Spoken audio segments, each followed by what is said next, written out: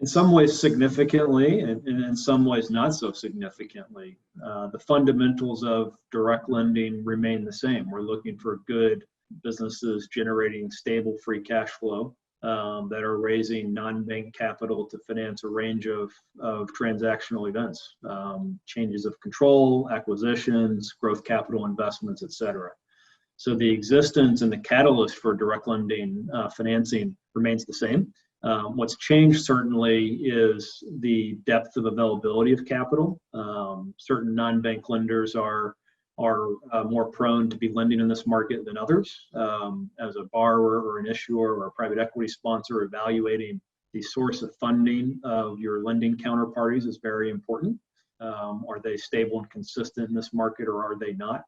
And then from a investment targeting standpoint, from our side of the table as a lender, of course, there are certain industries and certain business models that are much more stressed today than they were pre-COVID. Anything touching the retail consumer, anything touching the travel and aviation sector, in certain cases, indirect impacts even on sectors you'd think would perform well, like healthcare.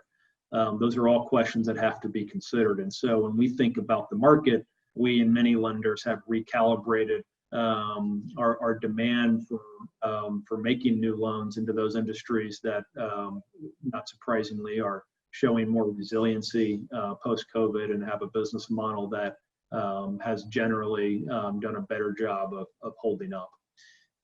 Ultimately, what that translates to, when you consider the economic and exogenous shock risk of what's happened with pro forma the use of capital and the reasons for companies accessing financing, is it's resulted in, on average, probably slightly higher cost of borrowing to issuers, and on average, probably less leverage ability to do more accretive equity-oriented transactions like dividends, changes of control at very high purchase prices and leverage ratios, et cetera.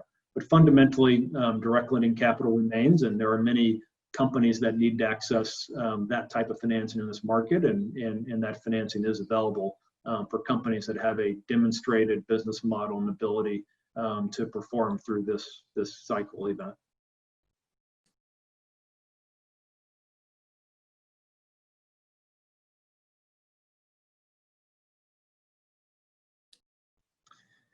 At PGIM Private Capital, we pride ourselves in consistency. For many years and decades, in fact, our hallmark is staying in the market and providing financing to companies during good times and bad. And over a long period of time, that's benefited both our borrower clients, but it's also benefited us as a manager and investor. Since COVID hit in March, we've actually put nearly $5 billion to work in private credit transactions across a range of issuers in terms of all shapes and sizes and geographies, as well as a range of transactional outcomes. On the one hand, high-grade private placement bonds, on the other hand, leveraged loans that are akin to direct lending transactions. So we've stayed in the market. What we focus on is the ability to create bilateral relationships with issuers.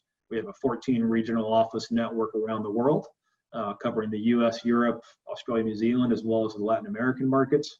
And with those regional teams, we get close to borrowers, close to local economies. We try to better understand the reasons for those markets behaving the way they are. And we take a long-term perspective and strategy on continuing to finance those markets once we find good companies and good relationships that desire the type of capital we can provide. And so the hallmark for us is consistency. We applied that. We are applying that post-COVID, just as we did pre-COVID. And I think over a long period of time, that's a mutually beneficial outcome for both the borrowers as well as ourselves as a manager.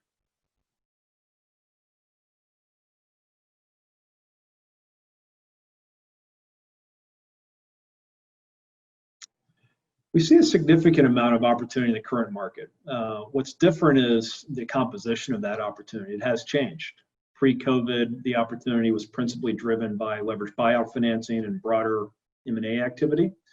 Post-COVID, the use of proceeds for deals that we're completing and pursuing today has evolved into something more strategic and more nuanced. Oftentimes, we're providing financing for add-on activity for existing companies to grow via small tuck-in acquisitions, more strategic acquisitions, and in effect, using the market conditions as an opportunity to enhance their business by buying smaller, weaker competitors, for example.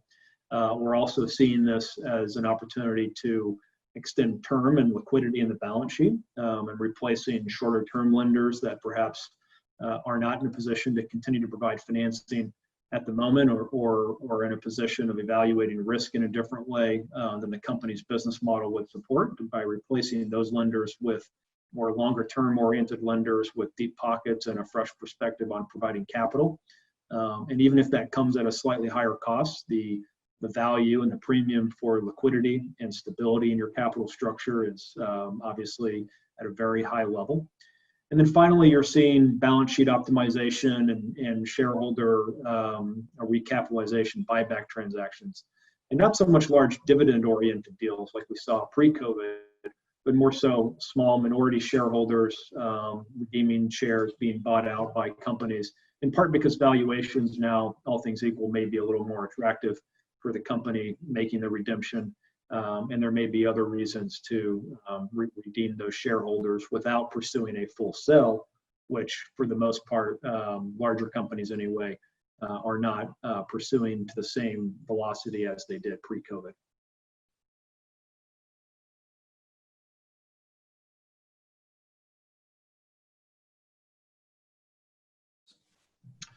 Really good question. The bank landscape in leverage finance has obviously evolved and changed considerably over the past decade.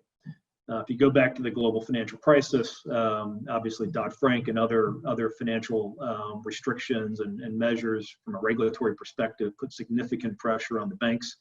That is essentially what gave way to the rise of direct lending to the scale it is today, non-bank direct lending, that is. That's only, I think, accelerated and been further entrenched post-COVID.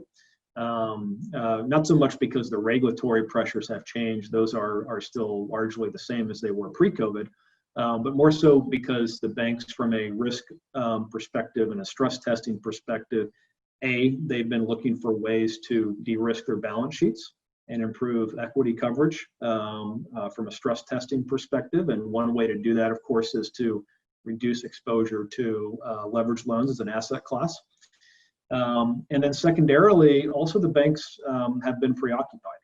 And by that, I mean from a stimulus perspective, in terms of what the stimulus package has done, providing 3P and other loans to companies. Banks have largely been the ones to process and administer that support. And that's taken a significant amount of labor and management attention at the bank level.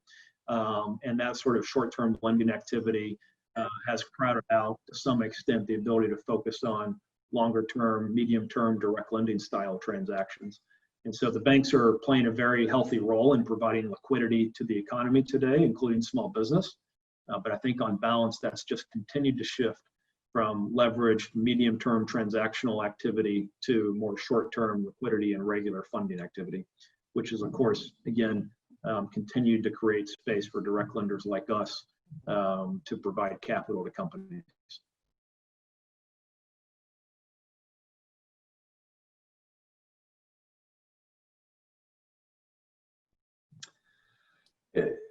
The direct lending space, I think, is poised to show a very strong fourth quarter and balance of the year 2020 activity coming out of the Labor Day holiday in the U.S.